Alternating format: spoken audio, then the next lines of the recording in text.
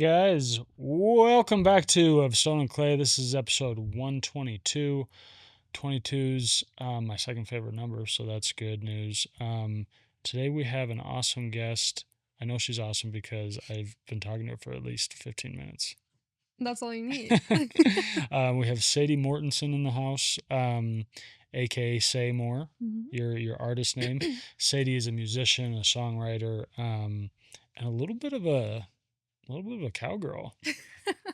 Kind of an urban folksy cowgirl. I think people would argue otherwise. Oh yeah. No, I've seen your Instagram. I wouldn't say you're actually a cowgirl. No. But you're not afraid to, rock some frayed. Oh yeah.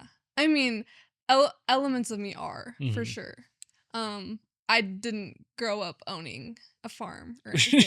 Sure. You weren't a young farm owner. No. Okay.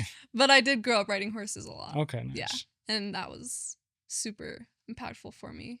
And then a lot of just I grew up in Logan, so it's like a lot of farm is around there. So right. Okay, yeah. So you have some influence. Yeah. Okay, very cool.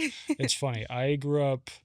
My grandparents lived on a small town in Utah, and my grandpa owned a bunch of horses, and they terrified me. Really? Yeah. No, I mean, they're huge, and they have so much power. Like it is. They're very intimidating animals. And my grandpa had no patience for my fear.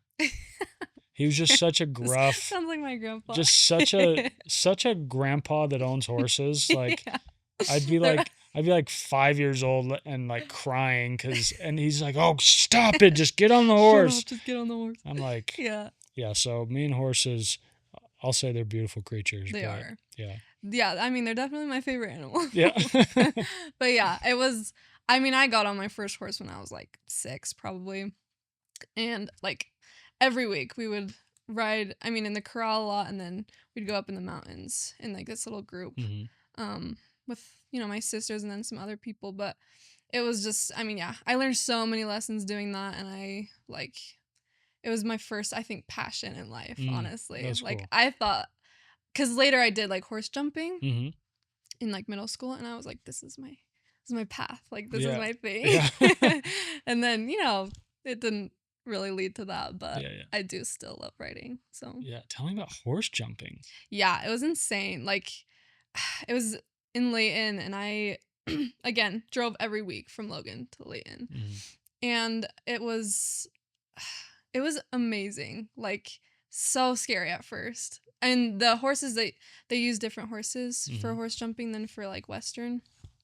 They're just massive. Like I was like to its shoulder, and you get like you build up to like higher jumps.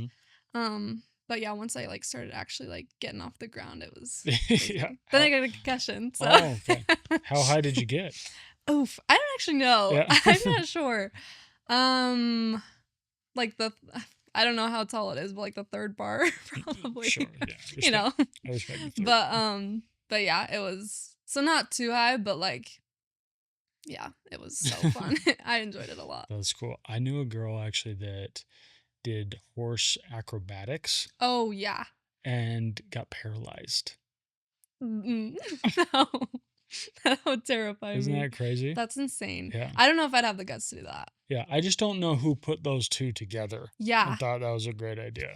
I don't even know where that would have come from. I mean, you see similar things in like rodeos and stuff. Yeah. But that's crazy. Rodeos give me the willies. Yeah. But that's a whole separate podcast. So at the end of this episode, you're going to be performing one of your songs, Appaloosa, right? Appaloosa, yeah. Yeah. So I was listening to that song, and can I give you a large compliment? Oh, sure. Okay. You're like, that's why I came on the show. Yeah. To me, the highest compliment of a song is that you put it on a playlist, right? Yeah. So I listened to the song like 5 times in a row and immediately put it on a playlist. Thank you. It's so beautiful. It's so Thank you. I don't even know how to describe it. It's very like soulful, and I actually really, really like the last minute and a half. It kind of changes tone a little bit. Yeah. Yeah. Tell me about that song. I feel like it's called Appaloosa, but I'm like, if this is really just about a horse, this is quite the relationship you've got with this horse.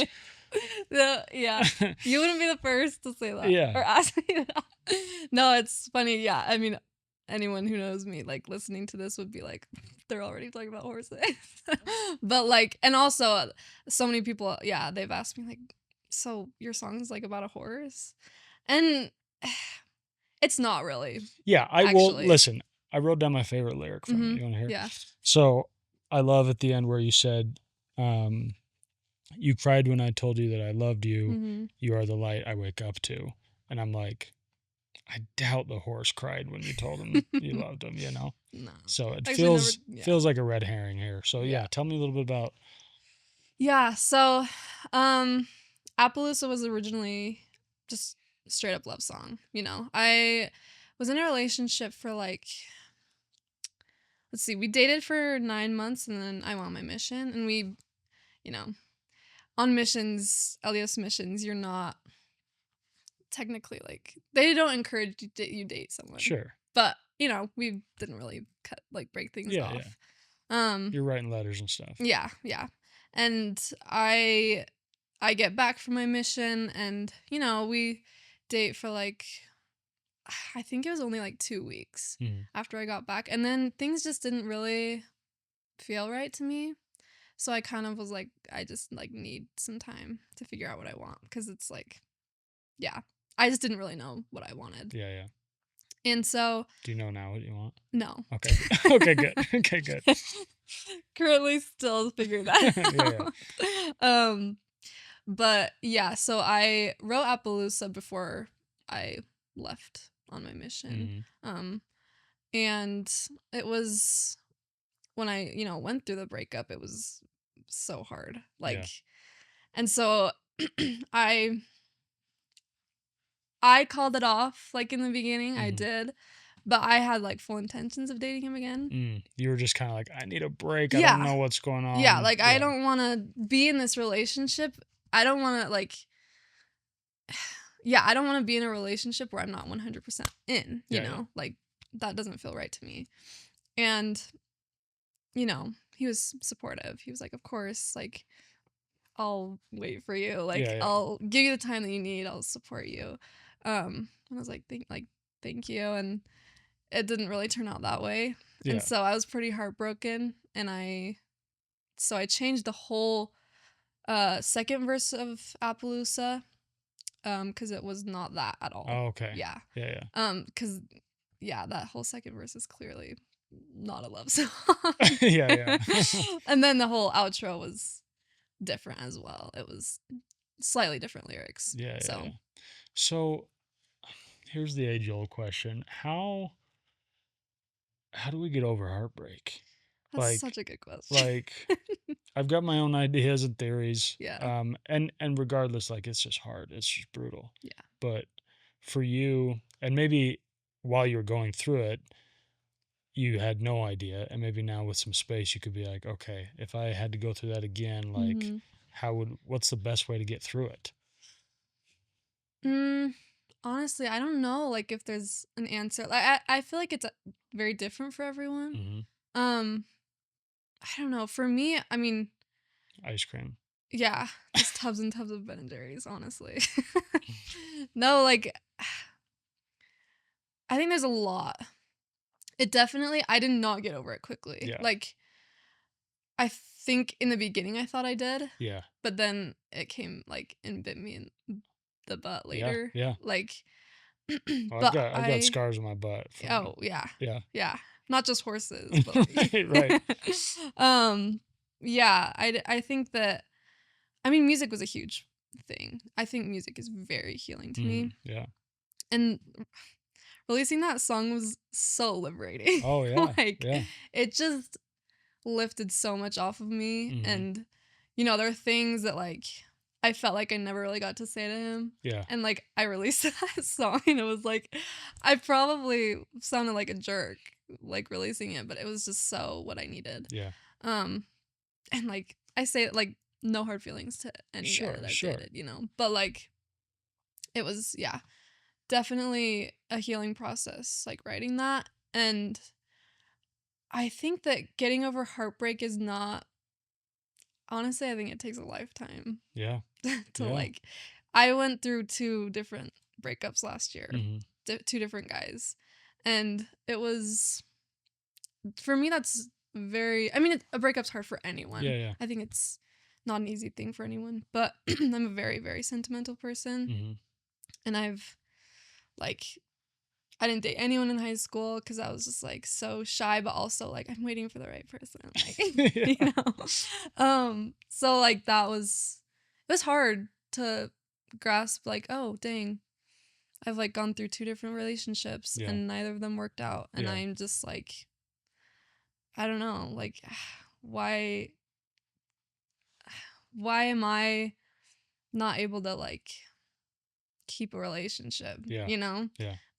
Especially because I think I am a hopeless romantic too in a lot of Yeah. ways, Yeah. you Yeah. know. I want things to be special and doesn't make things unspecial, but it is hard to let go of those things Yeah. for sure. Yeah. Do you feel like it added to the pain that you had to kind of heartbreaks maybe kind of back to back? Like Mm, you're maybe not even fully healed from one, yeah, and then you go through another one, and you're totally. just like, yeah, I don't really even know what's going on. I'm just feeling a lot of Yeah. pain. Yeah. Yeah, I mean, and I didn't I waited a long time to start dating someone else after my first breakup because that was my first boyfriend. Yeah. Like, and I was like, "Oh, I thought I was going to marry him." Yeah. Yeah. Clearly not. Um but yeah, so I was hesitant going into another one, but I was like felt good about it. I was like, I feel like there are things I can learn, and I feel like I've moved on Hmm. from my first boyfriend. And then, having that not work out and having so many important memories with him, it's like, oh, like it just kind of stabs you, Yeah. Oh And yeah. it's just like, I just went through this. Yeah. Like, why am Right. I again? Like, it Yeah. was just, yeah. And like knowing how long it took me to get over the first one, it's like, okay, here we go again. Right. Like, Yeah. yeah. Yeah. I had probably the two worst breakups of my life were back to back. Yeah. Like, and the first one I dated for like 2 years. Mm, And so that was awful, but it was like, it was very amicable. Like yeah. we both kind of decided it wasn't working, but it was still just so painful. So hard. And then, so I'm in the middle of dying from that, right? Exactly. And then I meet somebody wonderful. Mm-hmm. Very shortly after, we start dating super fast, super intense, Yeah. and then that implodes, and I just wanted to perish. Yeah. I was like, I don't know, like I barely just got through this thing, Yeah. and this has been not a distraction because that wasn't the purpose of it, but it was Right. kind of a, a happy accidental Yeah. distraction, Yeah. right? No, that Because makes I was sense. like, especially because the first one, I knew we shouldn't be together. It was just Mm. hard, you know? And so that makes it easier to move on. When Yeah. you feel like, no, we should be together, we just aren't, Yeah. that's like feels It makes it impossible. way harder. Yeah. Yeah. Totally. Yeah. I don't know. I think that it definitely, I'm the same with you. I didn't use the second one as a distraction because I don't really believe in doing that. Like, Yeah. rebounds are not my Yeah. thing. Yeah. And I don't see people like that. And so I waited, like, I met him very shortly after my first, but I waited, like, it was probably like 6 months, Yeah. like, after we broke up, that I was like, okay, I feel like I'm ready to Yeah. Hmm. date you. And even through that, I was like, shoot, I just feel so bad that parts of me were still hung up on it, Yeah. but But I like what you said that, I mean, I like it and I dislike it, yeah. but I like that you said getting over somebody or getting over a heartbreak, like sometimes takes a lifetime to get over. Hmm. Like, can you expound a little bit more on that? Like, Yeah. what do you say to somebody that hears that and they're like, "Oh, well, that's Oh, well, the great. most I'm hopeless thing screwed. I've ever heard." I know. But I kind of agree with you. Yeah. I mean, okay, I don't think that it takes a lifetime to get over a person. Hmm. Like, I think that you totally can. And Yeah. I have, Yeah. Yeah. like, I've totally gotten over people. But, like, I think it takes a lifetime to figure out how to deal with heartbreak in general, Okay. Yeah. Because I don't think that we're constantly going to experience breakups. Not everyone, at least, you Right. know? Like, I think everyone experiences heartbreak Oh yeah. over and over again. Like, that's life. Hmm. And so I think that's kind of what I meant is it takes a lifetime figuring out, okay, how do I move on from this? Yeah. And how do I deal with this? Because it's just inevitable. Yeah. Like, it's just what we experience in life, heartbreak, and everyone is going to be different too. So that's why you kind of you don't start from square one on all of them, but I think that it is kind of each time it's kind of like, okay, like grounding yourself again, Yeah. you know. Yeah. And I think it's okay to be like, you know what, there are certain chambers of my heart that are still broken. Like, Totally. you know, part of my heart's still broken that, you know, my grandparents are passed away. Yeah. Like, Yeah. and yeah, I'm way, like, I'm past kind of the mourning stage, Yeah.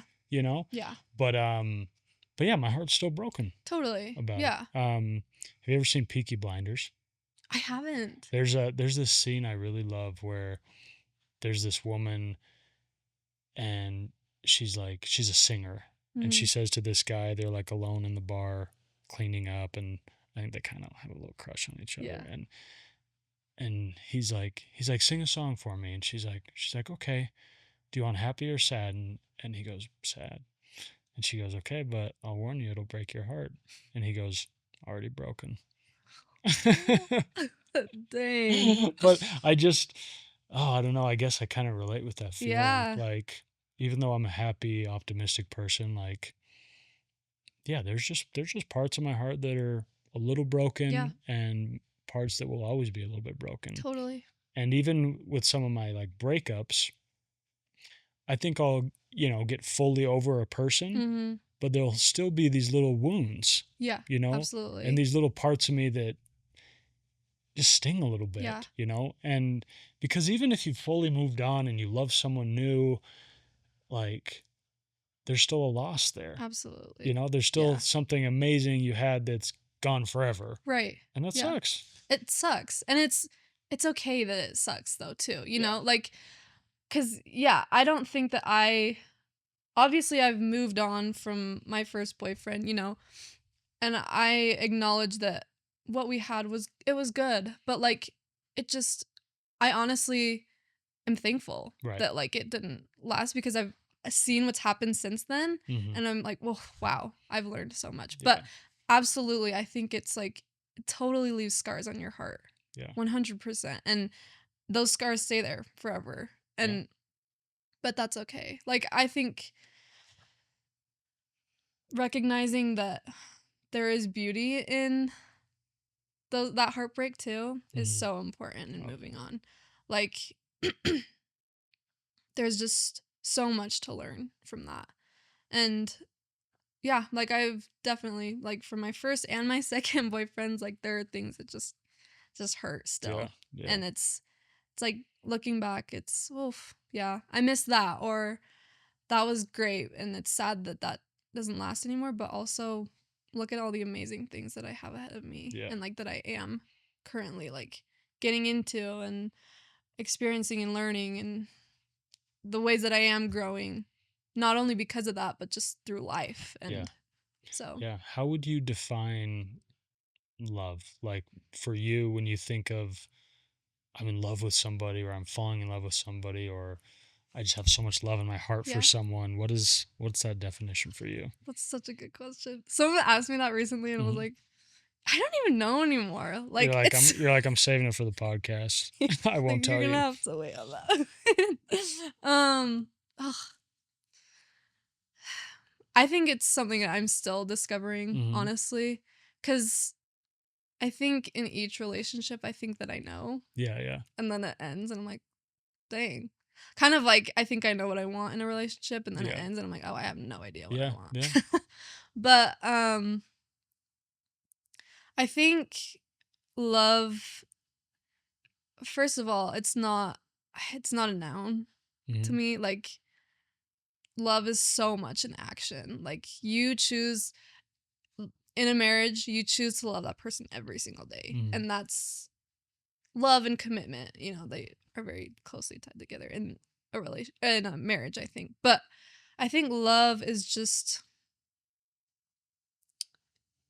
in a in a general sense, I think love is just like, yeah, actively showing someone like your care for them Mm-hmm. and your commitment towards them. And, not, I think it's, uh, I don't even know if I like can give a good answer on what love is, because I think it's different for every single person. Yeah. And I think for me, it constantly changes. But I think it is just every day, like, not only choosing to love, if it's a romantic relationship, but loving your neighbor Yeah. Yeah. and loving yourself Mm-hmm. too. Like, Yeah. just being patient with yourself, being patient with others. Um, yeah, I think it's so much. It's such a profound word. Yeah. Like, Yeah. there's so much to that word, Yeah. love. Do you feel like how much you love yourself like affects your ability to love other people? Oh, 100%. Yeah. Yeah. Yeah, Are you good at loving yourself? I think I am Yeah. now. I haven't always been. Yeah. What's gotten you to that spot? um a lot of life experience. Not that I'm like old or anything. I'm Yeah. only 21. I'm just so wise at this point. I've just Yeah. had so much life experience. No, but um But age has often very little to do with it's true. experience. It's true. Yeah. It's Yeah, I think maturity comes from what you Yeah. experience rather than age, for sure. But yeah, I think, sorry, what was your question? I totally Um, forgot. yeah. At what point did that kind of shift where you started to be able to love yourself more easily and more Yeah, freely? I think definitely when I graduated high school was a big part. I think I was very insecure in high school. Mm-hmm. Um just very awkward and shy. Yeah. Like, I still am awkward and shy, but a little like, I felt awkward and shy inside, Yeah. you know. Yeah. Um but I think COVID was a huge thing. I learned Mm-hmm. so much during COVID. But then also going on an LDS mission, I went to Berlin, Germany, which was so hard. Yeah. And I learned so much about myself. And then coming home early from a Mm-hmm. mission, anyone in the LDS community or like that's a member of the church or that is aware of it, like coming home early is kind of like seen as taboo. I think mainly for guys, but for girls too. Yeah. It's weird where like I don't know that it's taboo. It's just Yeah, it's not. people make assumptions, Yeah, right? exactly. Because you're supposed to go out for a certain period Yeah. of time. And you didn't And like, so when you come home, yeah. it's either like, okay, do you have cancer? Yeah. Or Must have been something pretty serious. yeah, Yeah. or could you not hack it? Yeah. Or are you just sad? Yeah. And it's like, oh, if you couldn't like do it, like you're not like, clearly you're not as strong as like and Yeah, that's like internal thoughts, I sure. think, for sure. But yeah, I guess taboo, yeah, it's not really the right word, but it's just, yeah, it's like, oh, I don't know, it's like, why, like, questions are It's asked. Yeah, stigmatized. exactly. Yeah. Yeah, so I think both of those things, like deciding to go and then deciding to come home, both were very hard decisions, which hard decisions definitely teach me so much. Yeah. And then going through 2 breakups Yeah. the year after I get home, like a lot of self-reflecting and like, but it's so interesting because I think the hard things have made me more confident. Yeah. It's like it feels like it's almost easier to love yourself because you're like, yo, I've done a lot of hard Yeah. things. And Mm-hmm. I'm good. Like And I'm still here. yeah, I'm still alive, still breathing. Yeah. Like, and I have learned about myself. I've learned about like God and like I've learned about life through all of it, which has given me so much confidence Mhm. because I know that everything works out. I become better because of it. And yeah, it's just, I think, yeah, hard things just teach me so much. Yeah. So Yeah, I love that. I was listening to this podcast yesterday, and they were it was the Jay Shetty podcast, and love him. he was interviewing, I forget this guy's name, but he's like sort of a relationship guru, and he was saying like sometimes after heartbreak, even I just love the way he phrased this. He said even getting out of bed is a heroic act. Mm, And if you view it as such, then you're showing yourself love, that's so and you're true. showing up for yourself, Yeah. instead of, because it's so easy when you're going through stuff to be like, dude, what's my problem? Like, Yeah. I am just dragging my feet and I'm a loser, and Mhm. yeah, whoop-de-doo, I got out of bed today, and then what? I did nothing, and then I got back in bed, Yeah. but I love saying, you know what, getting out of bed was actually a heroic act for Yeah. me in this moment, Yeah. Totally. Yeah. I think that's huge. I think a huge thing that's um taught me about myself and given me confidence is having patience in myself. Mm-hmm. Because I just remember in high school, I was like so hard on myself. Yeah. Like every day I'm like, I wanted to be an actress so bad in high school. And every day I was like, that I wasn't working towards something. I was like, ugh, like, way to go. Like you just wasted that day. Yeah. Because you didn't like audition for a movie. Yeah, you know? And did you do any acting?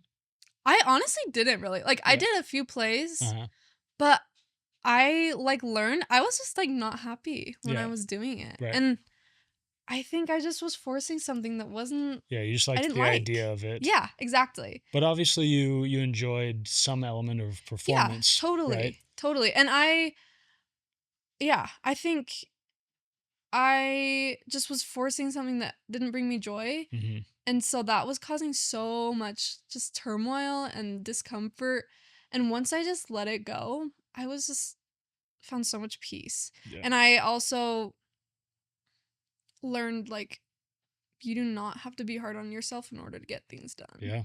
You know? In fact, it's the opposite. Yeah. Like being patient with yourself, being kind to yourself, like those are the things that really actually move you forward. Yeah. Yeah, that's so good.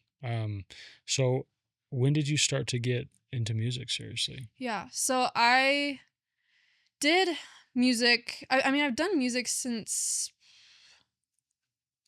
well, I've been taking voice lessons since I was 9. No one's going to fact check you, so. They're like, that's not right. I was just trying to like think about when Yeah. I mean, yeah, I started taking voice lessons when I was 9. I started taking guitar lessons when I was about 12. And then that's about when I started performing too. I had a music instructor that taught me voice, piano, and guitar. And he got me like tons of just different local gigs. Yeah. Gave me a lot of opportunities to perform. And I always loved it, you know. I was like, I always have loved singing. That's been like my favorite thing ever since I was little. And then performing like became such a exciting thing, and I learned like how much I love it, like the more I did it. And then once I, got a guitar and started writing music, that's when things really like sparked for me. Yeah. And once I let go of acting and realized that, you know what, this is just not my thing, then I really like turned to music and was like, yep, this is what I want to do. Yeah. Because like growing up, I actually wanted to be a vet all growing up. Okay. And then a horse riding vet actress. Yeah, that's great. Exactly. And then, yeah, in high school things shifted to acting, and then once I feel like once I graduated high school is really when I was like, yep, music is my thing, and I really want to push this, and started just writing a ton. Yeah. Like, why do you think music is so healing? Like, I totally agree. Like, when I'm going through stuff, I need me and my AirPods and probably a walk, but or a car drive. But like, what is it specifically about it that just kind of gets to your heart? That's, I think there are so many elements to it. I need to do more reading on it, honestly, because it's something that fascinates me so much. Oh, like the science behind it? Yeah. And I do think, I think any art has that same ability to heal. Totally. But music, um, not for everyone, but I think for a lot of us, maybe it's a faster way. Maybe, Like yeah. you feel a healing like in the middle of a song, Yeah. in Yeah. the moment. And I think music is very interpretive. mhm, Which like okay, my dad's a fine artist, so I grew up just experiencing a lot of different art. yeah. And I think fine art is so beautiful, but I do think it takes a little bit more maybe energy to kind of figure out what it's saying. What exactly Um does fine art mean? just I mean like fine art is generally speaking like well, plainly like to put it more plainly like paintings Okay. or like yeah, artwork that you would go Is see in a is museum. simply interpreted. Yeah. Yeah. Yeah. It's like yeah. I don't know how to best describe Yeah, fine yeah, yeah. art, Yeah, but yeah. It's I'm fine. I'm terrible at explaining Your things. dad's like, He's what like, that's what have not I even taught true. what have I taught this daughter of mine? Yeah. Um, yeah, it's like I would the best way I could describe it is what you would see in like a museum. Yeah, Like, yeah. you know. It's fine. Yeah. But music I think is so relatable for so many people because lyrics do a really good job at not that all music has lyrics, but I think for a lot of people lyrics are just they can be so specific Mhm. and they can like be so accurate to what you're feeling Yeah. that it's really easy to like a lot of it comes from relating to it. Yeah. But then on the music side of things, I think I don't even know. I think it's just something that happens like that dopamine in our brains Yeah. that happens chemically that it just I mean, I listen to like a Dvorak like there's this Dvorak piece, this classical piece that every time I listen to it like makes me cry. Yeah, yeah. And I don't even know I can't even Yeah, explain you're like, why. there's no words. No, yeah. Yeah. There's no words to it. It just Right? Is the cello making me weep? Is it yeah. the violin? Is it the piano? All of it Yeah, together. yeah, Yeah. It's and like the melody just yeah, it just evokes so much emotion and I don't really know honestly what is so healing about it. I know what's healing in the writing process, mhm, but like just listening to it like it's hard to say, yeah, cuz yeah. yeah. Tell me a little bit about your writing process. Do you usually write the music first? I feel like normally the lyrics come first. Mhm, I think lately the lyrics have been coming a lot. yeah, Like I have so many lyrics that don't have music to them. yeah, Um, but yeah, it's I don't know if I really have a writing process, yeah, yeah. honestly. Well, I mean, it Like, it can be very simple. It's still your yeah, process. true. It's true.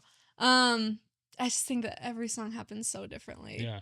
Do But you do you often do you kind of have like a notebook full of ideas and some are good and some are bad and some are fleshed out, totally. or do you have notes on your phone? Both. Yeah. I have so many little notebooks full of lyrics and song ideas. I have yeah, my notes app is full of them. Mhm. Um yeah, I think that it just I think yeah, every song happens completely different.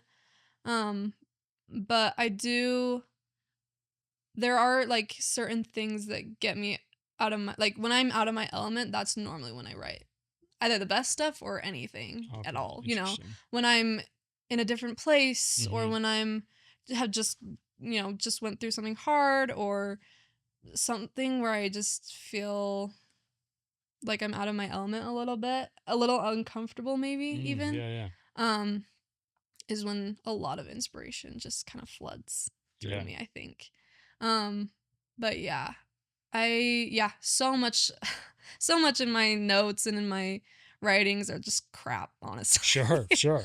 It's like I remember I like went to one of my favorite concerts. I don't know if you know Suki Waterhouse, but she's one of my favorite musicians and I got to like ask her a question and I was like just starstruck moment. But I remember being like, what do you like what advice do you have for like people wanting to be musicians? She said like write everything. Like even if it's bad, just write, write, write. Yeah. And I've just like taken that to heart. Like it doesn't even have to be good, Yeah. but just like getting it out and like this is what it is. Yeah. And then sometimes it's really good and it turns into something. Sometimes you just throw it away. Yeah. But Yeah, totally. yeah. I actually want to read this to you. My dad sent this to me. It's a quote from C.S. Lewis about writing. I love him. I love him in a really big way. So it's actually so some schoolgirl had written him a letter Yeah. asking for advice on writing, Okay. and he sent her 8 steps. I love that. So there's like a little bit long, Yeah. but maybe we No, can I'm so excited. talk about them in between. So he said, "It is very hard to give any general advice about writing. Here's my attempt. Number 1, turn off the radio." So for us, probably like throw your phone down the Oh, stairs. absolutely. Right. Unless you're writing on your phone. 2, read all the good books you can and avoid nearly all magazines. Mm. Number 3, always write and read with the ear, not the eye. You should hear every sentence you write as if it was being read aloud or spoken. If it does not sound nice, try again. Does that resonate with you? Yeah. Yeah. That's interesting. Will you do that? Will you, I mean, I guess you maybe don't read them aloud, you actually sing them, but do you ever kind of read them aloud and be like, does that sound the same as it sounds in my head? Yeah. Yeah. I think my way of doing that would be, putting it to like a tune. Right. And being like, that doesn't really work. Yeah. Yeah. Yeah, it's funny. Sometimes after I do that, after I read it out loud or I'm going back and editing, I'm like, dude, I thought this was a masterpiece. Yeah. In my head, this is not even good. Or maybe it like could be good, but doesn't quite make sense yet. Yeah. I just, yeah. Totally. Number 4, write about what really interests you, whether it is real things or imaginary things and nothing else. Notice this means that if you are interested only in writing, you will never be a writer because you will have nothing to write about. So good. Amen. Yeah. Yeah. Yeah. Absolutely. And the interesting thing about writers is I've noticed, like, with a little bit different with musicians, but most writers, like novelists, poets, etc., you don't find writers that are like wrote a masterpiece at 15. Oh yeah. You know? No, yeah. Like, that's true. Unless you're Mozart. Right. But But no. yeah, and that's, there are musical prodigies. Yeah. But it seems like in literature, there's really not. Yeah, it's true. Like there are some I can think of that, wrote an amazing book at 18 or 19, but for the most part, like most amazing books, people were in their 30s or 40s or 50s. Yeah. Yeah. So yeah, it's interesting. Yeah, that is. Number 5, take great pains to be clear. Remember that though you start by knowing what you mean, the reader doesn't, and a single ill-chosen word may lead him to a total misunderstanding. In a story, it is terribly easy just to forget that you have not told the reader something that he wants to know. The whole picture is so clear in your mind that you forget that it isn't the same in his. Number 6, when you give up a bit of work, don't, unless it is hopelessly bad, throw it away. Put it in a drawer. It may come in useful later. Much of my best work, or what I think my best, is the rewriting of things begun and abandoned years earlier. So that's, like, good reminder to just write down crap. That's true. Because you can kind of forge for bits and pieces of it sometimes. Yes. This one's a little bit outdated. It says, number 7, don't use a typewriter. The noise will destroy your sense of rhythm, which still needs years of training. 8, be sure you know the meaning or meanings of every word you use. So yeah, kind of some cool advice for a little girl. No, I mean, C.S. Lewis has a very special place in my heart. Yeah. I love him. And I think I trust everything that he said because, I mean, he's amazing and he's just so wise. You have a favorite book by him? Mere Christianity. You know what's funny? I bought for Christmas, like I had some like Christmas money, and I bought like this pack of, it was at Costco, it had like 4 C.S. Lewis books. Yeah. And I've read 3 of them, and the last one's Mere Christianity. So I haven't read that one yet. You're in for a treat for sure. But it's amazing. Yeah. Who are some of you named one like all-time favorite artists? It's so hard. Like, and I understand, like for me, a lot of times it's kind of mood. Yeah. And it's like, some artists I think are my favorite, but I'm like, my Spotify Wrap told me otherwise. Only otherwise. Yeah. Let's start with, are you a Spotify girl? Are you Apple Music? I have both. Okay. I actually mainly use Apple Music Okay. though. Yeah. Well, what is your year Wrapped? Who's your most My listened to year artist? Last year? Yeah. Last year was actually okay. Last year was Zach Bryan. Okay. Okay. Which was a shocker. Well, not really a shocker for me because I did listen to him so much. But like that's not normal. Not normally what it would be. I think. But sometimes you just like have one song you're obsessed with. Yeah, and it's just over and over again. But normally what's in the top like 5 is actually not even country.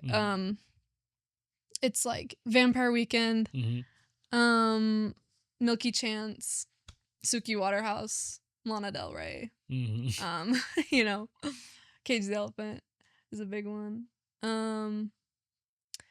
But yeah, it's so hard. I listen to so much. Yeah. Like everything under the sun. Do you have an artist that you're like, okay, when I am obliterated inside and I want to pass away and I know I'm just going to go listen to sad, heartbreaking, heart-wrenching songs. Do you have an album? Do you have an artist that... For like just like heartbreak mainly? Yeah. Or what? Oof. What would I say? Okay. I will say what got me through a lot of my breakup was Olivia Rodrigo. Okay. I'll admit it. She's really fun to sing to, and her breakup songs are very relatable. But honestly, like, I don't know. I think probably,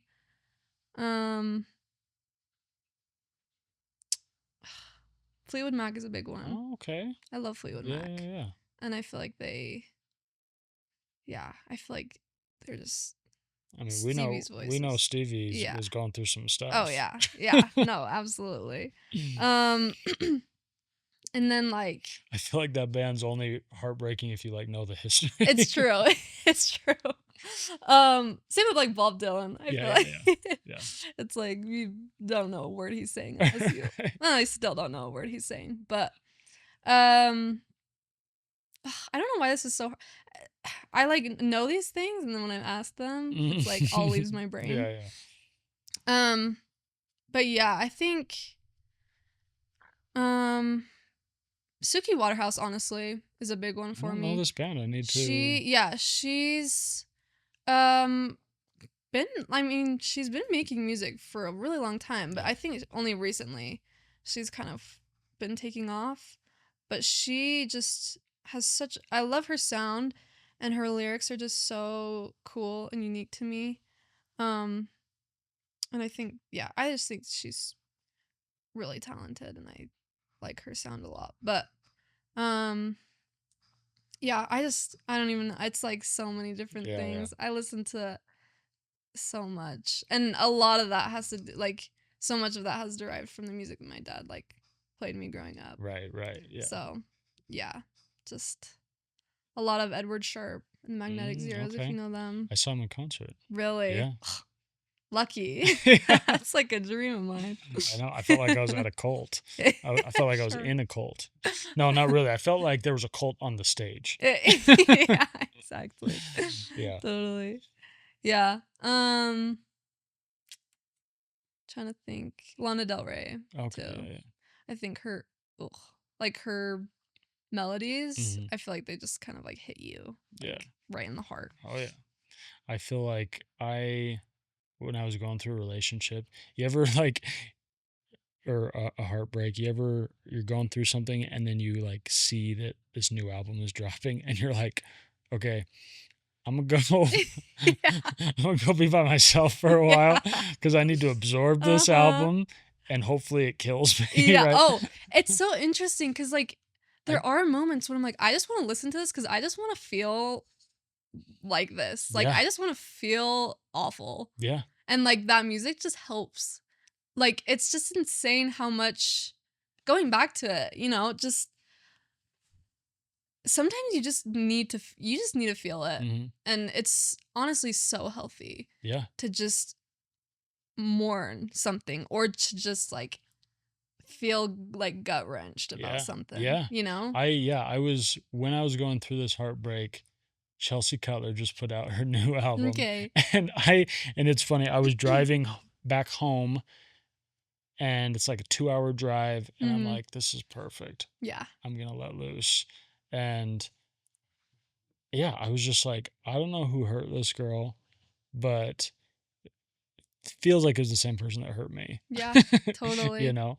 And I love what you said, like, I think there's such utility in deciding to sit in the pain Mhm. and not run away from it. Yeah. And it doesn't mean you have to like sulk and like fester and stay in it, Yeah. you know, but to not avoid it Yeah. and to just be like, yo, I'm in a bad way. Yeah. Like, I'm going to be sad. I'm going to cry Mhm. and then I'm going to try to move on. Exactly. But, Exactly. yeah, I love that. I just thought of a musician. Do you know Licky Lee? Uh-uh. Um, she has like a really famous song on Twilight, Oh, okay. which is I think how she got really Oh, famous. yeah, But, yeah. um, That sounds familiar. yeah, she's an artist that like, yeah, I listen to her and I'm like, she gets me in the mood for real. Yeah, Yeah, yeah. yeah. Anyway, sorry, I just thought of that. No, I was no, like, you're this is a pretty good. good one. You're But good.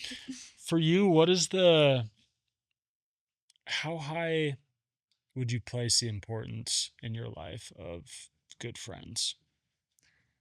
very high, honestly. I I didn't really like. I'm not saying this because like I'm like I didn't have any friends in high school. Like I was just such a loner because I really wasn't. But like I didn't really have a good group of friends. Yeah, I had like a couple that I hung out with, yeah, but but I you was didn't have pretty. dogs. Yeah, Yeah, yeah. I didn't have like a tight group. yeah. I was in a band in high school, Mhm.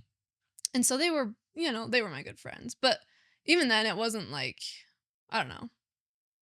I just didn't have anyone that I was like super close with. Not a ton of depth maybe to the Yeah, friendships, yeah. yeah. Um, and then it was really only up until this last year Mhm. that I really found a group of friends. I was like, okay, I can see why people. Because before I was like, I just like want to hang out with my family, Yeah, which yeah. is like good Yeah, yeah. because I'm very close with my family. Mhm. But it was the first one where I was like, time where I was like, oh, like I know now what people were talking about in high Mm. school. Yeah, yeah, yeah. Like the friends are so fun. Like, Yeah. and I really was kind of integrated into this group right when I went through my first breakup, which was also I think very Mhm. beneficial. Um, but every single one of them just, I mean, they were like are supportive. They're fun. They're encouraging. They're not into like harmful things. That just was so impactful for me, just not like seeing that love from people that weren't my family. Yeah, yeah. And them being there for me even though they don't know my full situation, but just being my friend, Yeah. you know, plainly put. Um so like I mean, it was like the best year of my life in a way. Yeah.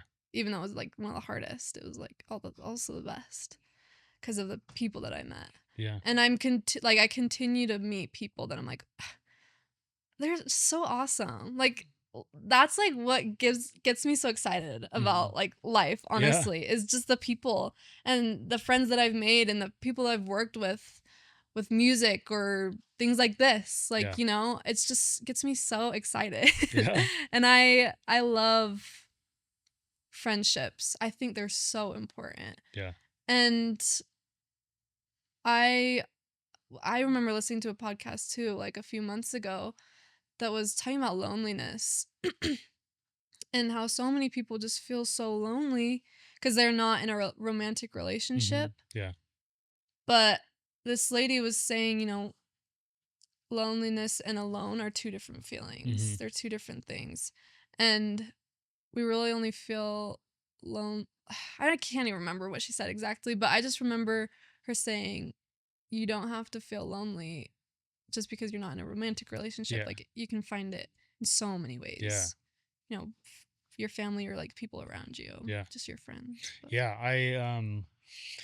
I don't remember what book this is from, but I have this album in my phone of just quotes, mhm. and a lot of times I'll highlight something in a book and then I'll take a picture and throw it in that album. And I saw one the other day in my album. I have no idea what book it's from, but it just says, and he realized their friendship was sacred.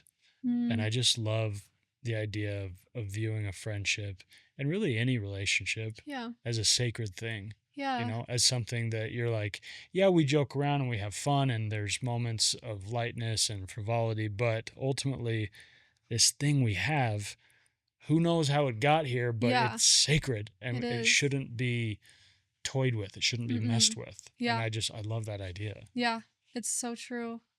I think that's a really good way of looking at it because I think people too, it's easy to not put friendships as a like higher priority because it's like, oh, well, it's not as important as a romantic Hmm. relationship if that makes Yeah, sense. But I think that a lot of the time, unless you're, in a very committed relationship, a lot of the time it's more important yeah. Hmm. because those are the people that are often with you for a really Yeah. long time. And a lot of times there's less agenda. Yeah, Like, exactly.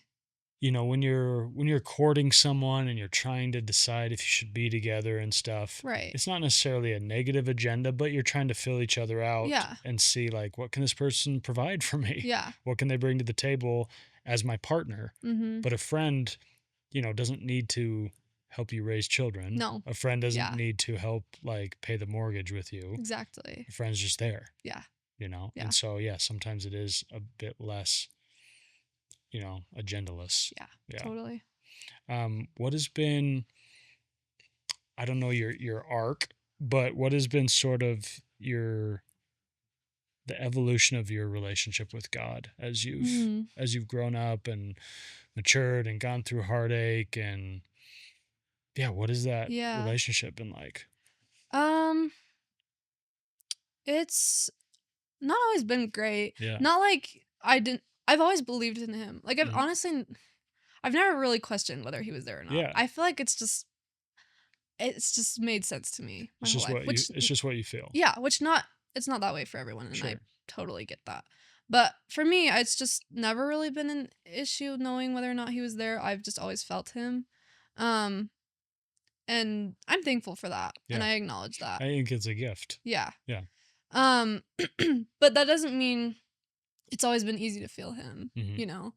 And I think again, COVID was really big for me because I like did I did scripture study like every single day. Yeah, And yeah. that was like my time to just I learned a lot through that. Yeah, yeah. Um but then obviously again, the mission was very impactful for me. Mhm. And I learned so much about Jesus Christ and God and their role in my life and how they work and how they see me and what their love actually looks like because it's a lot different than what I initially thought. Yeah. And also, yeah, and the mercy that they have. Mhm. So much grace and so much forgiveness and patience and everything good, Yeah. you know? And I didn't I really didn't understand all of that Yeah. until I really had to feel it. Yeah. Really need it. Yeah. Um and yeah, I just remember specifically this one time on my mission where I was just dealing with so much anxiety and so much just sadness and homesickness and depression and I just knelt down to pray and I don't even know what I said, but I just remember like having a vision of just the charity and love and mercy that Jesus Christ like has for every single person. And I just like it was one of the most I think that was like one of the moments where I was like, okay, I need to like not only step up but like really understand this more Mm-hmm. because this is something beyond what I'm even able to comprehend, I think. And because I do think that what Jesus Christ teaches is sometimes really hard to process and comprehend Yeah. and to know the weight of it. Mm-hmm. Um, but I just I just know that the amount of times I fall down, like I'm never gonna be left there, Yeah.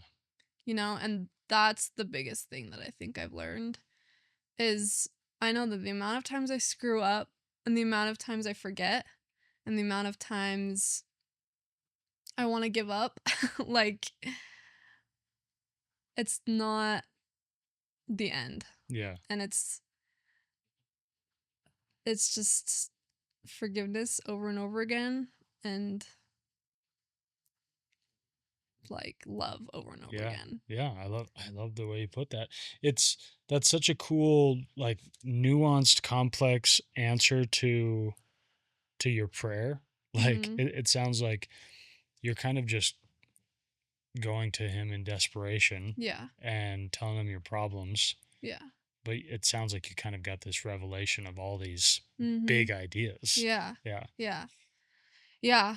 I think I've had a couple moments like that where it's just been I mean, even deciding to go on a mission, I remember I was just like watering the plants one day and I just like started crying. And I didn't even know where it came from. I just started bawling and I just like had this like voice and I mean, it wasn't my voice obviously. I know it was God, but he was just like if you like going on a mission, like referring to going on a mission, he's like if you do this, like I like you're going to see so many benefits in the things that you want to do in your personal life, like Hmm.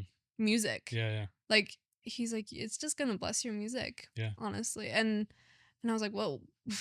Like he cares about my personal life. Yeah. Yeah. Like Yeah. he doesn't want me to just like serve 24/7, Right. which is, I think there's a in a way I am, you Yeah. know. But um How do you feel like it has helped with your yeah. music? Well, for one, I know that it's given me a lot more skills that Hmm. I didn't have before going.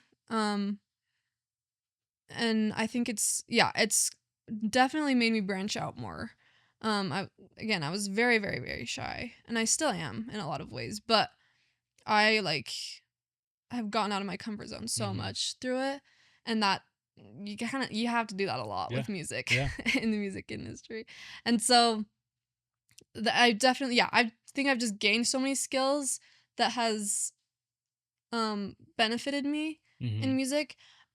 But I also think that there are ways that he just like I mean, I think that there's some things you could see as luck, but I mean, I'm still just like getting out there, you know? So Yeah. it's like it's still interesting to see, but I do think that honestly, yeah, it's just given me a lot more discipline and a lot more um again, patience. Yeah.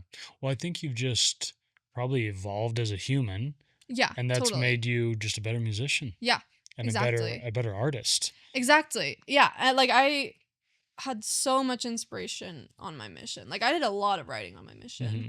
And I think that so much of that was from God. Yeah. Like he absolutely influences our inspiration and our Yeah. thoughts and if we let him, Do you obviously. ever look back on a song and be like, I have no idea how I wrote that? Mhm. Like, I don't, I do. you're like, if I was tasked to write like a similar song again, like, I don't think I could. Yeah. Yeah. No, yeah, I have one in particular that I wrote um like before I went home. Um I like literally I'm like, it was him. Like, Yeah. I didn't write that song. Yeah. Like, that just came to me. And I think I was in a position to be open to it, to Mm-hmm. allow him to kind of guide my thoughts. Yeah. I'm not always that way, but Sure. I think in that moment I was, and it just kind of, yeah, I'm like, those are not my thoughts. Yeah. Like, that was him. Yeah, that's cool. I have another quote I want to read to you. It's not 8 pages this time. But yeah, I'd love to hear your thoughts. This is by Frank Lloyd Wright, Okay. famous designer and architect. Yeah. He said, "The longer I live, the more beautiful life becomes. If you foolishly ignore beauty, you will soon find yourself without it. Your life will be impoverished. But if you invest in beauty, it will remain with you all the days of your life." Ugh. Yeah. I mean, I agree. Yeah. I can say that. Yeah, I guess my question is there utility? Is there importance to be found in just beauty Absolutely. Totally think so. and seeking beauty? Yeah. Yeah. I think it's so, I mean, nature is so important to me. Like, Mhm. that's one thing that I just find so much inspiration in and beauty in. And I think that um that's just an example of that, though, like, God has given us so many things in life just to, like, have it. Yeah. Like, I think there are quotes about this, but you think of a sunset, it doesn't have a purpose, really. It's just looks gorgeous. Yeah, it's just a byproduct of Yeah, what's happening in the sky. exactly. Yeah. I mean, it doesn't technically need to do that. Like, Yeah. right, but like, God has created it Yeah. so that we can enjoy that. Yeah. And I think that there's so many things like that in life because they bring us peace and because they bring us happiness. Yeah, because scientifically, like, there's no utility to beauty Yeah. besides, like, maybe like reproduction or Right. whatever. Yeah. But like, it doesn't help a tree grow if it's a beautiful tree. Right. You know? Exactly. Yeah. Yeah. It doesn't do anything beneficial really to, like, nature or whatever you want to call it, Yeah. Yeah. Yeah, it's just there because God wants us to feel happy Yeah. and, like, find that beauty. Yeah. It's just a little just a Like, little gift. I love you. Yeah. Yeah. Yeah. Totally. What are some things that you find really beautiful that maybe others don't as often or don't notice as easily? Just little things in life that you're like, I don't know, I just love that. Yeah. Just love it. That's a good question. I've never honestly thought of that. I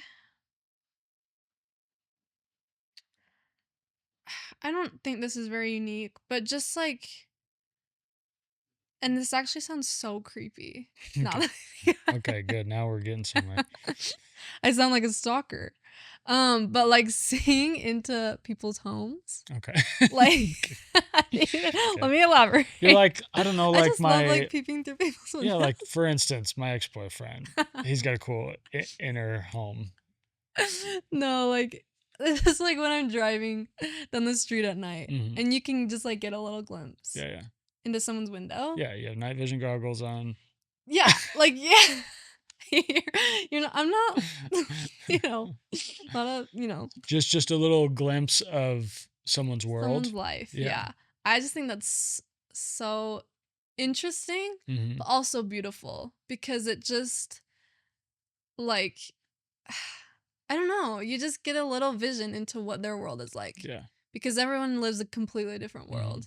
And I think the interior of a house tells a lot about that. Yeah. Because it's, you decorate it yourself. Yeah.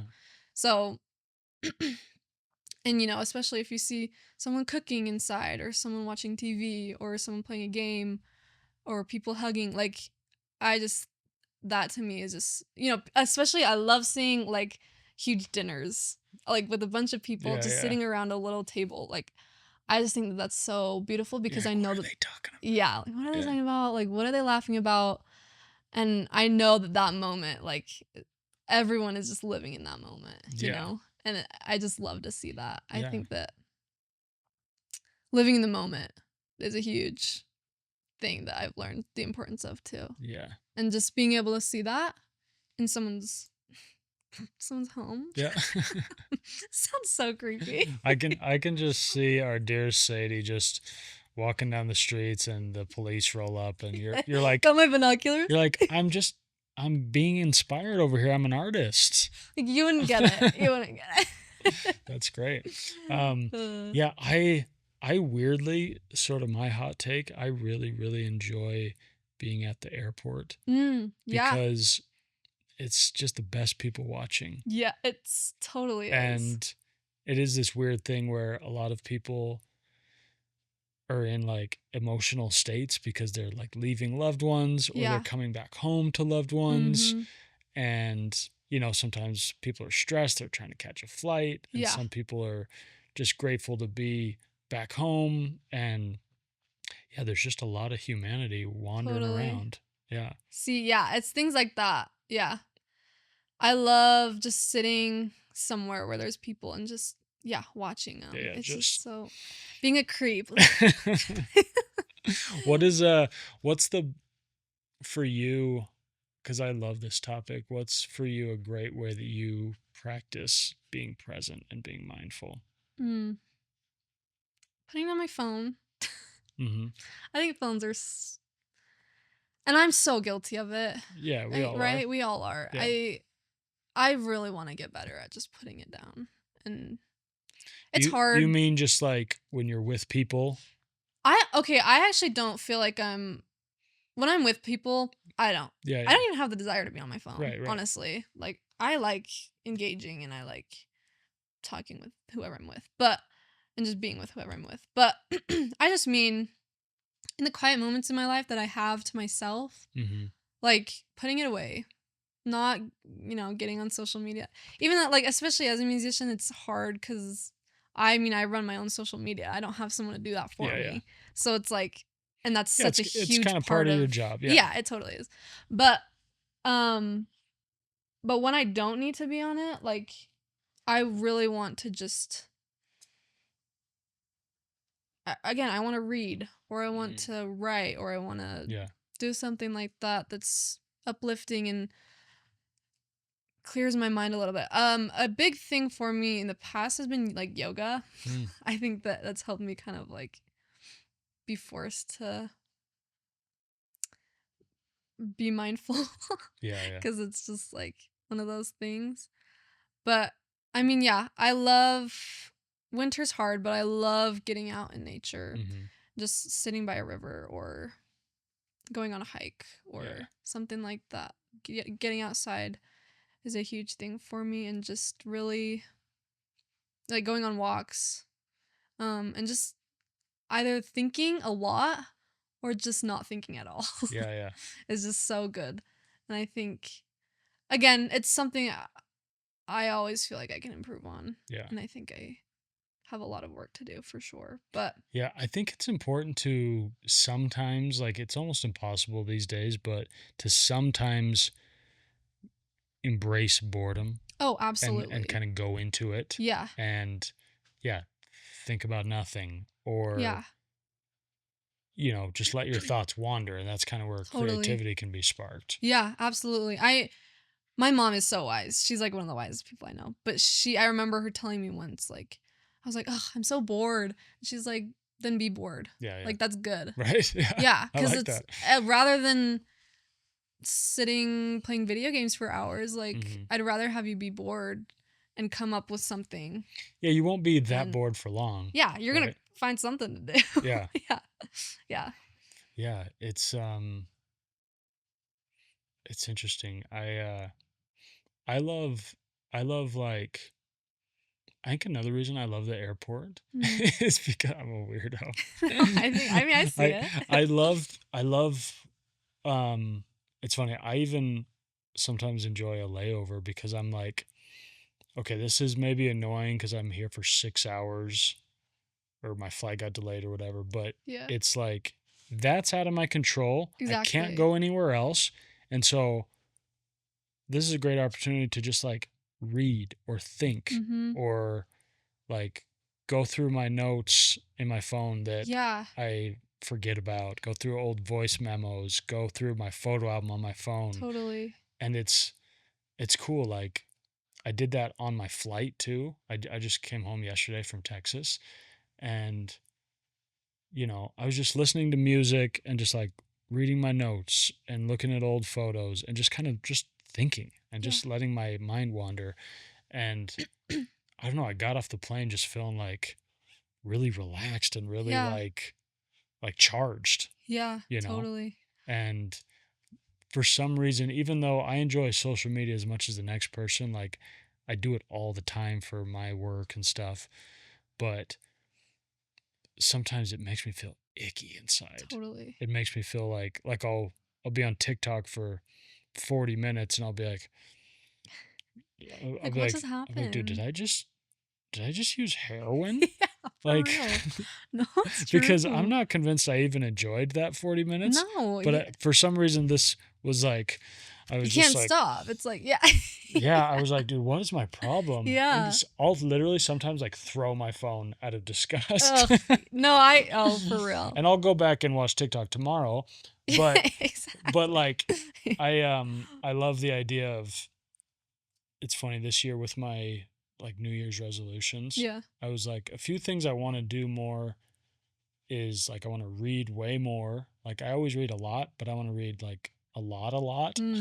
Yeah. And so part of my goal was like, okay, a great chunk of time that I tend to read is at night before bed, Okay, yeah. but that's the easiest time to just like brain rot, Totally. scroll until I die. Yeah.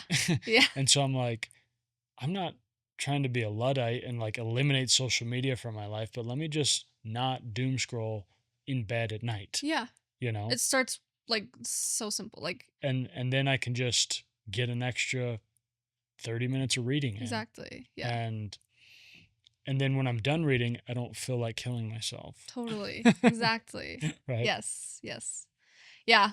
I absolutely agree with that. I think if you want to make a change, it doesn't even have to be a big step. Like just starting somewhere. Yeah. But something you said like really stood out to me because you were talking about, when you have a layover or something and you have no control over it. I think that us as humans, we crave control. Hmm. We want control over everything in our lives. And something I feel like I've really learned is that that's just not how it works. We're not going to have control over Yeah. everything. And I think realizing that and being like, okay, so I can't control this. So what do I do with this? So what can I control? Exactly. That's where mindfulness really comes into play, Hmm. is because there's going to be a lot in your life that you have no control over it. Yeah. Like it is not in your hands.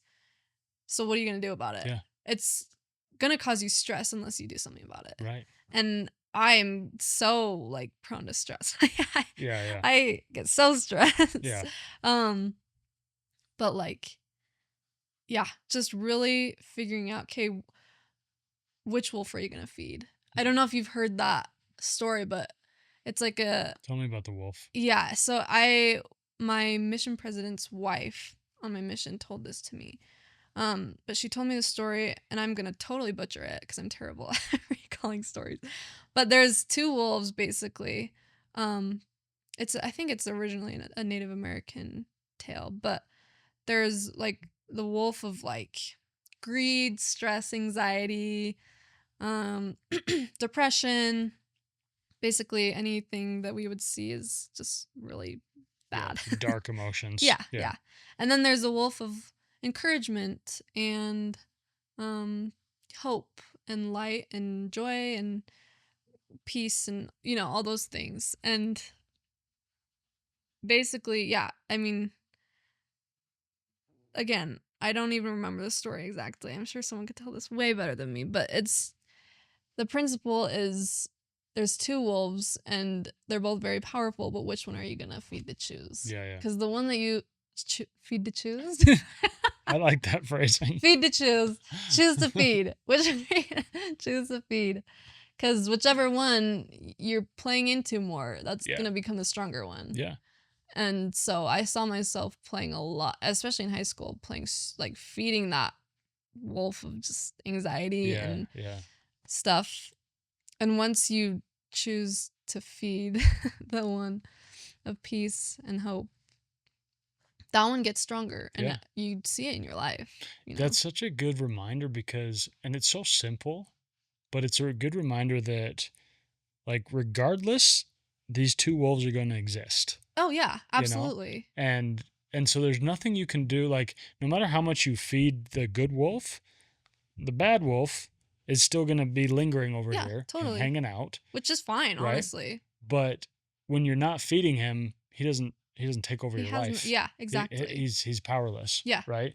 And so, yeah, I'm not always good at this, but I tend to think about life like almost anticipating that it's going to be a disaster. Mm-hmm. Right. And I'm an optimistic person. Yeah. Like, I'm a very hopeful person, but I don't think it's helpful to just only focus on, like, if this goes bad, it's going to ruin my day. It's going to ruin my week. Like, I can't, but to just be like, you know what?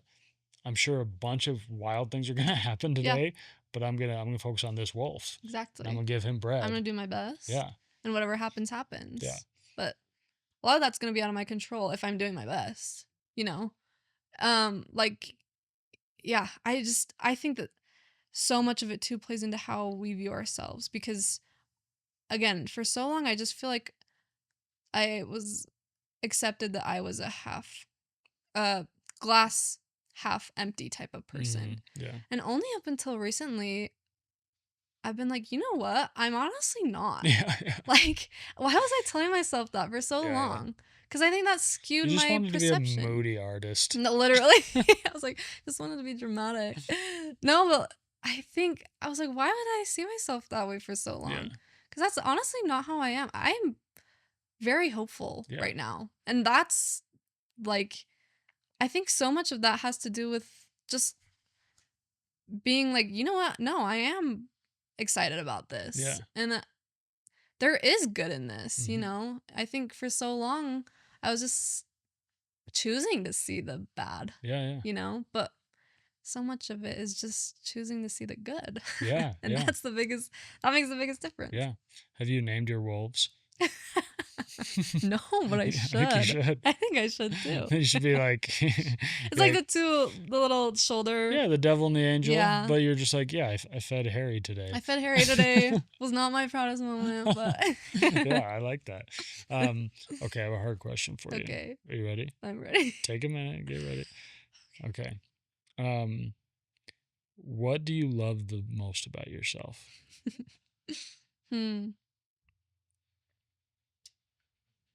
The most, I think that I'm a very genuine person, and I try to show that to everyone that I meet. I try to show them that, like, I actually care. Yeah. And I think I don't like the word prideful, because I don't think pride is ever good.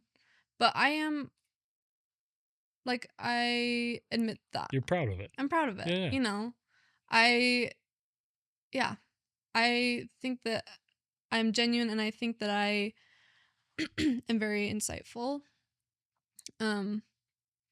Like, growing up, and I'm very much, like, I pay attention to just a lot of details. But I just remember growing up, like, there's a video of me and my sisters, and my sisters are up in the camera, like, being, you know, the little rays of sunshine that they are. And I'm just, like, off in the distance, like, playing in the sand. They're like, what is Sadie doing? They're like, I have no idea. She's off in her own world. But I think for a long time, I saw my kind of introvertedness and my sensitiveness as a bad thing. Mm-hmm. But I've I think I flipped it, and because I hated being called sensitive as a kid. Yeah. It was like, Did you cry a lot? Just I very did. I easily? really did. Yeah. And I got offended easily. Mm-hmm. And I think I always saw that as I was like, oh, that's a terrible thing. Yeah. But I think I've realized that sensitivity it's not a bad thing. In No. fact, it's, I think, a strength in a lot Yeah. of ways. I don't think that I would be able to write the music that I do without that, Yeah. you know? And I think if it's the opposite, if you view it as a bad thing, it's really easy to spiral because Yeah. you start crying over something that to you feels silly, Yeah. right? And then you're sad that you're sad, Yeah. right? Mm-hmm. And you feel bad that you feel bad, Exactly. you know? Yeah, I was in Texas this last week and I was seeing my sister and my nieces and nephews and my sweet niece. She's 10 years old and so sensitive. Like she I was like I was going to leave this day and I was like, "Okay, I got to prep these kids." I'm like, "I'm going to shower, I got to do a few things Yeah. and then I'm going to go." And before I hopped in the shower, I like took some of my bags to my car and my niece thought I just left without saying goodbye. And I came back like 15 seconds later and she was just crying. And I'm like, Alice. I was like, and I give her a hug and I said, you know what? I love that you're crying because it just shows me how much you love me. Yeah. And how much we're going to miss each other. And I said, this is a good thing. Yeah. Like, I was like, it's okay to be sad, but I'm happy we're sad. Yeah. You know? Yeah. Yeah. I think that I've just very only recently come to terms, like, come to see that. Yeah. You know? Like, because it feels like weakness. it does. It Yeah. does. And I realize now it's made me way more empathetic and sympathetic towards people, which goes a long way. Yeah. And it makes me a lot more patient with people. But it also, it's shown me that I do care. And I care a lot. Yeah. Yeah. Like, it's not a bad thing. Yeah. But every little thing, I put a lot of weight in, Yeah. to be honest. And, that it's to a fault at times, I'll admit. Sure. Gift and a curse. But I do think that sensitivity has led to show me that I care, and that's okay. Yeah. It pushes me, and it gives me, I don't know. Yeah. Yeah. I mean, yeah, there's a few people in my life I can think of that are highly, highly sensitive adults. And with each one of them, it's like the thing I like most about them. Yeah. Because they care so much and they feel so much. It's not, and it's like, you think I'm offended if somebody's crying or like bugged or off put? Yeah. I'm just like, oh, that's like, it's just a signal to me that they're experiencing something. Yeah. And so I'm like, great. Like, oh, they're human. Now I don't have to wonder. Like, it's an easy read. I don't have to wonder if you're sad or if you're feeling bad. Like, I know. Yeah. So true. So even better. So true. Like, I don't need any guessing games around here. Yeah. No, yeah, it's true. Yeah, I think obviously it's taken me some time to figure out, because I think I used to get offended pretty easily, but I don't anymore. I think I have thicker skin now. Yeah. So I do think there are some ways in which being sensitive is like, okay, take a hike a little bit. At least for myself. I tell myself, you don't need to get offended about that. That's not something you need to be sensitive about. You can be sensitive, but realize like this actually doesn't have anything to do with exactly. me, Separating that from yourself, things from yourself. Right. Which, I think, taking things personal is what I've really had to work on. Yeah. I take way more things, like, I don't take things as personal as I used to, is what I'm trying to say. That's great. Which is good. And I think, there are ways sensitivity can be harmful. But I think that finding out the things in ourselves that are actually strengths, but also, acknowledging, okay, there are ways in which this could be harmful. Yeah. but just taking everything as it is. Yeah. I guess. Yeah. I'm trying to Totally. say. I mean, My words are on the getting. are you running out of words? You've used them all today. Like, oh, I forgot which words to use. No, I on the flip side, like there's a quality that certain people have that I call the dark gift, which is people that are just highly, highly charming and charismatic, Yeah. and they have the ability to sway and to seduce and to manipulate. Yeah. But they don't have to use those powers for evil. Mm-mm. It is a gift, Mhm. but it can be a dark gift. Totally. And so I think all of our like attributes and skills and abilities can, it's a spectrum. Totally. And so yeah, it's just about Absolutely. finding that balance. Yeah, I agree. Okay, one last question for you. I like to end the podcast with kind of reversing roles and asking if you have anything to ask me. Oh, Taylor, I have so many questions. Well, you can ask a bunch too. Yeah. I guess well, okay, this is actually a super out of this is totally left field. Yeah, yeah. But we'll do left and then we'll do right field. Okay.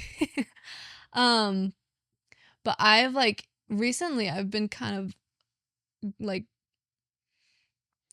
kind of discovering what.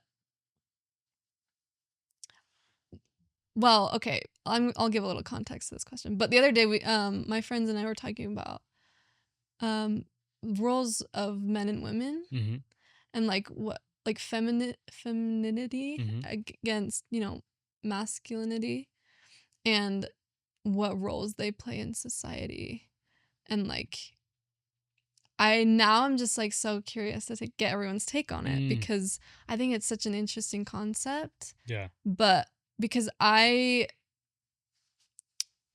okay, so I'm gonna give a little context here, but I have an album coming out very, very soon. I've been recording it for a while, but there's a song on it called Ruby's Got a Gun, and I wrote it after something happened to my sister with a guy, and it just made me so mad. And I was like, how can you call yourself a man and treat a woman like that, Yeah. And so I've been so curious to get men's take on things, because I think it's so important to realize that both men and women are so important in society. Yeah. But society has skewed everything that they stand for. Right. And so I guess I don't even know what my question is, but I guess I'm just opening kind of a conversation about that, because I think it's just so interesting. I'll say, as far as gender roles and what I think men and women, the roles they should lean into and how they should maybe magnify their femininity or their masculinity. I think it's kind of two things for me. It's society at large, I mostly don't care. It's do whatever you want to do. Yeah. Right. For myself and what I want in a partner, in a wife, and a future mother of my children and everything, then all of a sudden I care a little bit more about what that looks like. Yeah. And to me, it comes back to what is ultimately attractive and what is appealing to me. Yeah. Totally. And so to me, I think it's important to remember that we both have feminine and masculine within us. Absolutely. And I think it's good for men to lean into some of their femininity sometimes. Right. And for women to lean a little bit on some masculine characteristics sometimes. Yeah. For myself, there's something about femininity that's so just naturally attractive. And there's lots of little things women do that are just so innately feminine. Yeah. That I just love. Yeah. Right? Yeah. And it's little things. It's they have little hands. Yeah. And little necks. And that's feminine to me. Yeah. Right? Yeah.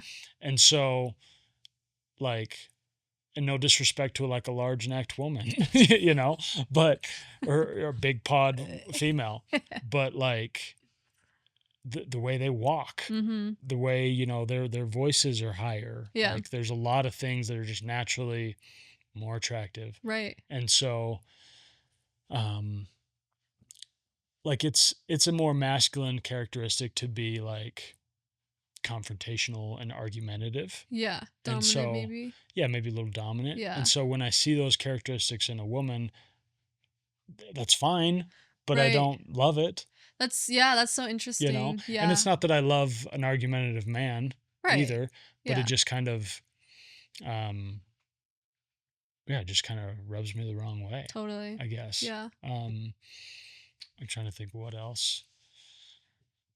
Yeah, no, I think that's interesting. That a lot of it is just like natural, Yeah, you know? Yeah. yeah. Like, there's something about, like, I have a lot of really good guy friends that are very open and vulnerable dudes. But there's something different about being vulnerable, like with a woman and her feminine energy. Yeah. And it just feels more, like, it feels more like you're being held. Yeah. Almost when you're Yeah. really opening up to a woman you care about. It feels more like, I don't know, it's this weird mixture of like tenderness, I think. And Yeah. like I said, a lot of my guy friends are really sensitive and really vulnerable, and we'll talk about anything and everything. And you know, one of my closest friends that I live with, like my last breakup, like we were in Chili's just crying together. Yeah. You Yeah. know, like those are the kind of dudes I hang out with. But there's a tenderness about a woman's vulnerability, Yeah. you know, Yeah. that I love. Does that answer your question? Yeah. Yeah. Yeah. Yeah, it's interesting cuz like there are things that I think often I think for men and women, but especially for women, I think there are things it's like, "Oh, I shouldn't do that cuz I'm going to be seen as like dramatic Yeah. or whatever." But I think as men and women, it's important to like of course, yeah, we should definitely both I think we both have attributes of either or, you know, but like leaning into our masculinity or our femininity, like Mhm. I think it's important because the world does need both. Yeah. And men and women were created for that equality, Yeah. you know, which is, yeah, it's just interesting. Yeah. And I like to, like, within the framework of like a relationship, Yeah. I like to kind of initially lean on, I would say, like classic gender roles. Yeah. But I like to say, like, let's communicate so much that if there's certain things that a woman usually tends to do that you hate doing, Yeah. I'll do them, Yeah. you know? Exactly. And maybe vice versa. Like, totally. sure, usually the guy, I don't know, takes out the trash the majority of the Right, time, you right. know? But and this is not an issue with me, but if you have such an aversion to it and you like are easily nauseated and whatever, maybe you have weak hands and Yeah. whatever, I'm like, okay, communicate to your woman Mm. that, hey, I know this is what guys usually do, but I Yep. just hate taking out the trash. Yeah. So I'm not saying let's throw that on you, but Mm. maybe help out and do it half the time, Totally. or don't just sit around and wait for me to do it. Yeah. I love when you do it. Yeah. Just little things like that. Totally. You know, and I'm sure there's like, even in this modern world where gender roles have definitely shifted a lot more and evolved, I would still say the majority of homes, like, women are doing the laundry, Yeah. you know? Yeah. And so I'm like, I want to communicate to my wife, like, if you hate doing the laundry, like, let me know and I'll Yeah. help out more. Yeah. Totally. I'm bad at the laundry. You probably are naturally, not naturally. Yeah, I'm just, Yeah. I don't know. You're probably better at it. You're better at folding. You're better at Yeah. knowing. There are things that women are just naturally better at, and things that men are. And just part of naturally it is like, your mom probably did more laundry. Yeah. So she was showing you how to do Yeah. laundry. Yeah. You know? And frankly, like, your clothes are more complicated. So It's you have true. to be dialed It's in on true. your laundry, you know? Yeah. A guy can get away with just like throwing everything Those- together, Yeah. there's not a lot of delicate mode. Um, but yeah, I just love the idea of communicating so much that Yeah. no one's resentful for like, how come I'm always stuck doing the dishes Yeah. or whatever. Totally. Communication is key. Yeah. You know, it's a crazy one. My grandma, bless her soul, she's 92, Mhm. and my grandpa passed away like, I think like 10 years ago, maybe 12 years ago. And she was like going somewhere with my mom and they went to get gas. And my grandma realized, oh, I've actually never pumped gas in my life, Mm. because literally my husband did it every single time. Dang. Like Yeah. 90, 80 years old and had never pumped gas. But, she got married young Yeah. and was always in a car with him. And he always made an effort to make sure the cars were Yeah. filled. And that was just their thing, Mm. But I love, like, for me, if my wife hates getting gas, Yeah. I'll get it every time. Yeah. I'll always make sure that's a thing she Yeah. doesn't have to worry about. But I I don't love getting gas Yeah. either. So let's just negotiate. Let's communicate. Yeah. See, I love this because this is like a full circle thing. Because I feel like that is like what love Mm-hmm. is in a relationship like that. It can be doing things for someone, even though like both of you might hate it, Mm-hmm. but you know that they hate it maybe even more than Yeah. you. So you do it for Right. them.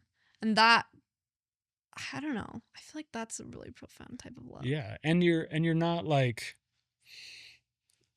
yeah, if my wife expressed that she really disliked getting gas, we'll just stay on gas. um and I'm like, well, that's great, but I also don't like getting gas. Hmm. Like, I'm going to say no. The fact that she's told me that and we're communicating about that, yeah, let me just buck up. I've been getting gas for myself my whole life. Like, Yeah. let me just do this one thing for her. And yeah, when you serve people, like, it doesn't become about like who's right and who's wrong. Exactly. You're just serving because you love them. Yeah. Yeah. And you pick and choose because you can't just serve someone 24/7. No, it's a give and take. Yeah. It's that's what a healthy relationship is it's so much like it cannot be one-sided. Yeah. And that's obvious, Yeah. right? But sometimes it's not when you're in it. Yeah. Like sometimes you get in a relationship and there's like, wow, there's a whole lot of giving, a lot of taking, not a lot of giving back. Yeah. Yeah. Yeah. What are some of your characteristics of masculinity that, like, with a guy you're dating or talking to, you're just like, bro, I can't. Like masculine things that I'm like, ugh, Yeah. a little bit disgusted by? Yeah, Or just overly masculine. Like, yeah. bro, can we slide into the feminine a little bit here? Yeah. Oh, I mean, I think that's a good question. And it's okay if they're kind of just icks, kind of just little trivial things. I mean, I think that okay, I'm not saying men are more prideful than women Mhm. because I think they're prideful in different ways. Mm-hmm. But I think a lot of times men show their egos a lot more. Oh, yeah. And that to me is I'm like, come on. Unattractive. Yeah. Yeah. Or entitledness Mhm. maybe is Yeah. maybe more common.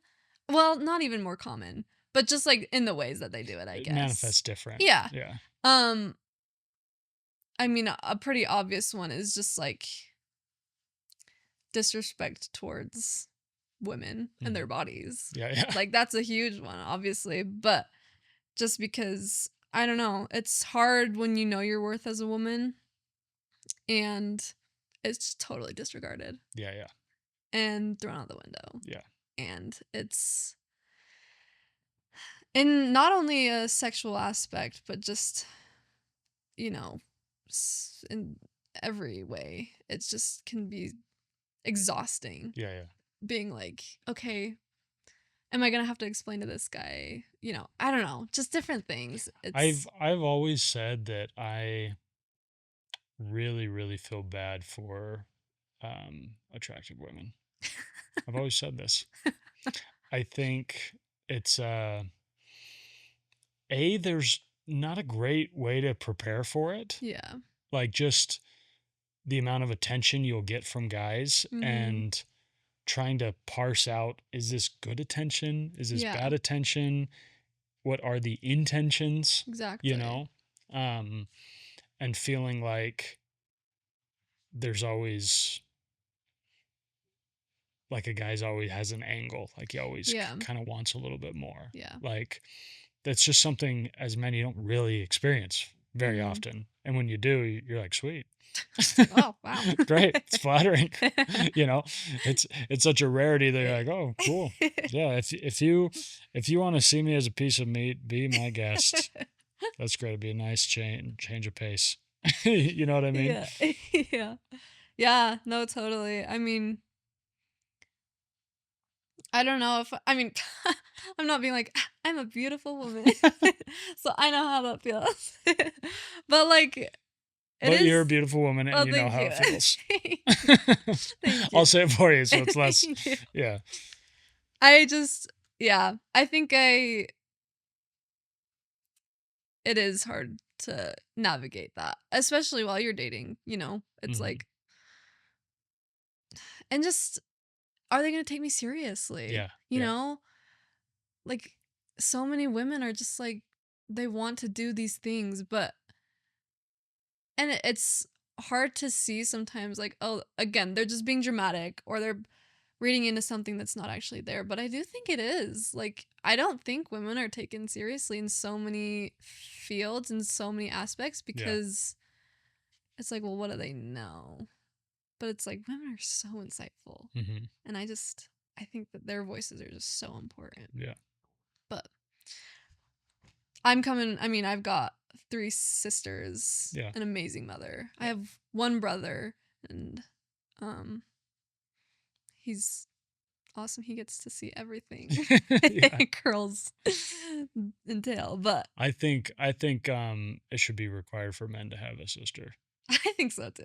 Like if you don't have a Even if it's sister, not biological, yeah, yeah, like some sort of get yourself a sister. oh, absolutely. Yeah, Yeah, yeah. I If you don't agree. have one, like go find a sister. For real. Yeah, like yeah, if you don't grow up with a sister, you're just yeah, I don't know how well you can understand women. I know. Yeah. Yeah, it's I don't know. I don't even understand women a lot of the time. Yeah. But I think it's just I don't know, it's something that I'm very passionate about. Hmm. Like roles and what they actually mean, Yeah. and also like I think women are too hard on men a Hmm. lot of the Yeah. time. Like I think it goes both ways. Yeah. So it's just an interesting concept to me. Yeah. But Yeah, we do have large egos though, you're right. And they're precious. not everyone. No, They're but precious. They need to be stroked and taken care of. Um, okay, that was a little bit out of left field. it Did you was. have any right center field? Mm, I guess a good one to just kind of like bring things around again, but like how do you feel you've dealt with heartbreak and what does that look Mm, like for you? not well. No, I'm just kidding. Um, how have I dealt with heartbreak? I think it's interesting. I talk about this a lot, but I think all of my previous heartbreaks, like in a way they prepare you for the next, but in a way you're still just completely knocked off your feet Mm, yeah, and you're off kilter and your soul is disturbed, yeah, And totally. so I've learned to give myself grace and I've learned to find gratitude in what was and Absolutely. not focus on what has maybe disintegrated. Totally. And so um but the reality is a heartbreak is a very serious thing, and it's not something you walk away from easily. Yeah. And so just recognizing that, and my last heartbreak, I remember thinking, in the throes of it, thinking like, I don't think I can do this again. Like, Seriously. I've done this a bunch of Ugh. times, and like, what is left of my heart? Yeah. But the crazy thing I realized is once I kind of got out and got through to the other side of the like chasm I was in, was I think I was left with more love to give. Isn't that so interesting? It's so interesting how, because I mean, from an outside perspective, if you were to see what it's like going through a breakup, why would you ever do it again? Yeah, yeah, But we get into another relationship yeah. because we've experienced the amazing things that come from it, Mhm. and we do it over and over again Yeah. until we, Yeah. find the person. But like, it's, yeah, we choose to go through it Mhm. over and over again, Yeah. even though it hurts so bad when it ends. Yeah. Yeah, that's so interesting. Yeah, it's violent. It is. Yeah. It is very, especially for sentimental people Yeah. like us. Yeah, and it's hard when you're going through a heartbreak, whatever the reasons are that you broke up, it's hard to not let it spiral into some weird Yeah. existential dread, Yeah. Yeah. thinking like, why am I even here? Like, what am I doing? What's my problem? Like, you start Yeah. to ask yourself all these kind of dark questions, Mm-hmm. and you start to feed the bad wolf, Yeah. Totally. I love that wolf analogy. Yeah. Okay, anything else you want to add or ask or say or Oh. plea? Well, I don't know. I mean, I guess, is it bad to do like self-promotion No, on please this? self-promote. Yeah, no, you only I have feel like no. there goes my ego. I'll self-promote for you. Yeah, you have currently like 4 songs on Spotify, but you have an Yeah. album coming out soon. Mm-hmm. Yeah. And how many songs is that? So that'll be 10.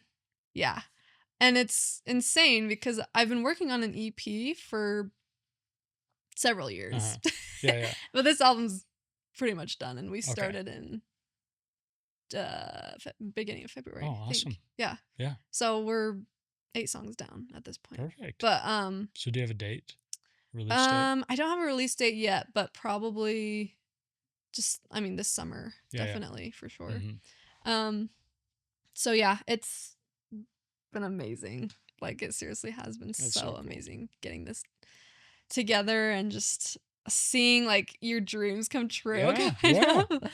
Like, I don't even know how long I've been wanting to write an album, just so long. Yeah. And seeing it all come together has just been, it's been one of those moments. It's like, wow. Yeah. I'm seeing kind of what God meant. Yeah. A little bit, Wow, yeah. That's kinda cool. beautiful.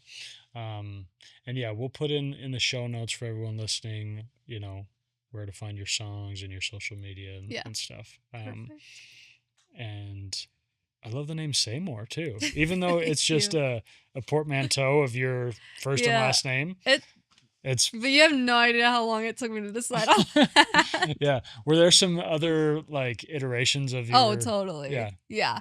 And it took, I mean, so many, like, I remember like family councils on the living room floor, just like trying to come up with a name. Yeah. And I don't even know if I even like Saemore still Yeah. to this day. It's like, ugh, like, do I like that? I don't even know. Yeah, yeah. It's one of those things you hear so many times. You're like, do I even like it? Yeah. I like it. Well, thank you. I like it because, yeah, kind of makes you think, is she trying to say like, I'm saying more? Yeah. But it's not. But it's not It's not spelled with a Y. Yeah. So, yeah, and then you learn your name is Sadie Mortensen. Mm-hmm. So, it's like, oh, that makes sense. yeah. Yeah. No, it definitely was not an easy decision Yeah. to, but Awesome. Thank you, I Well, appreciate that's exciting. And at the end of the show, you're gonna play a little ditty for us. I will. A little Appaloosa, right? That we Appaloosa talked for you. about earlier. That's Mhm. not entirely about a horse. It's not actually. although it is a beautiful horse, Yeah. it's very much about a person. Yeah. Maybe some horse-like features this person had. Who knows? Maybe they were. The representation's there. Yeah, Yeah. they were four-legged. Well, gosh, Sadie, I like you. You're awesome. Well, thank you. I like you, Yeah. Taylor. Good. Good. This has been so fun. Yeah, awesome. Yeah, I really appreciate you coming on, and yeah, you're one of those guests that I just kind of trusted my producer that thought you'd be awesome, and Well. turns out you were right. He was right. I mean, Tommy's the best. He's the best. Love him. Okay. Sweet. Well, everybody go download her music, and I'm telling you, I listened to all your music. It's all great, but Appaloosa is so good. Well, there's more coming. There's more coming. Okay. It's not the best. Okay. Okay. Awesome. Do you have a favorite that's to be released that we can wait for and get excited? Ugh. I know think they're I all your do. babies, but Yeah, they are. Ones I think my two favorite on the record are Green and Blue as of now. We still have one more to write, but Green and Blue is definitely one that I love. And either Windmills or Ruby's Got a Gun. sweet. Those two are- Awesome. Yeah, so this will be perfect for people that stumble upon this episode like 6 months down the road. Yeah. Totally. Yeah, Yeah. it'll be good for them. Okay. Then they can actually listen to it. Then. Yeah. Okay. Awesome. Okay. Thank you. Yeah, thank you. Okay.